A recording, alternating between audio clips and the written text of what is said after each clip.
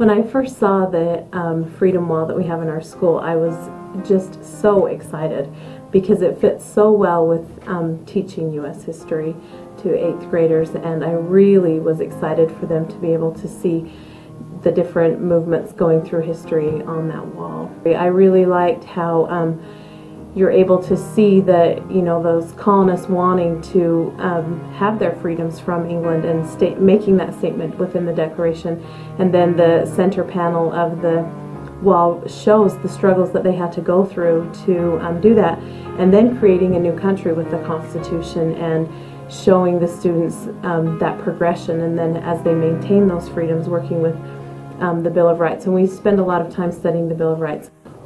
Something that provides a very visual reminder of what we are and who we are. That environment is probably one of the more difficult things to create, because you know, you can spend all this money in different places, but if you don't really create if you don't really spark the imagination of a child or provide them something that really can help them wake up and see. Every grade level could find something with regard to the history and the pictures, the photographs, the story itself, and be able to fit it into the curriculum. Just today I had 2nd grade down there with a teacher teaching the kids right in the hallway. Yesterday I had 5th grade in there doing the same thing. And as I read some of the stories and was reminded again of the leaders that came before us, I think that there are such strong examples of what good leaders are on that board. And one of the goals that I have is to use some of those stories with our students. And I think those are the kind of stories you see out on that wall. People that have passion, belief, the desire to change, even to the point of risking their lives, because those passions are so important. And those are the role models I want the students in this building looking at, so that they have passion for whatever they believe in and willing to go out and make changes. Those are the kind of students we want to produce that can be the citizens that are running our country. And I think the history on that wall is the best example for them to look at and be reminded of what it takes to be a good leader. Well, I've used the wall in a couple of different ways. I've used it for analyticals with the different types of storyboard items that were on it.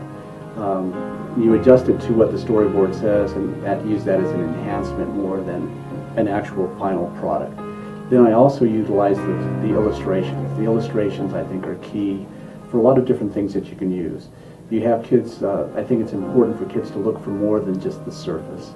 And so I think in every illustration there's a key point on why everything is in the illustration.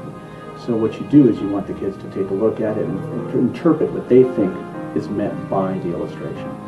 So if I could focus on one, if you're taking a look at the signing of the documents, that is a really key illustration to see the involvement, what people are doing, who is where, what prominent role do they have, why are they at the center, why are they at the forefront, why do they picture this person signing at this particular point. Those are the kind of things you want kids to analyze and think out. And you can do that with the illustrations, to say what is the meaning behind it, what kind of impression you get of the people in the illustration, and why do you get it, and what was the artist attempting to accomplish in that.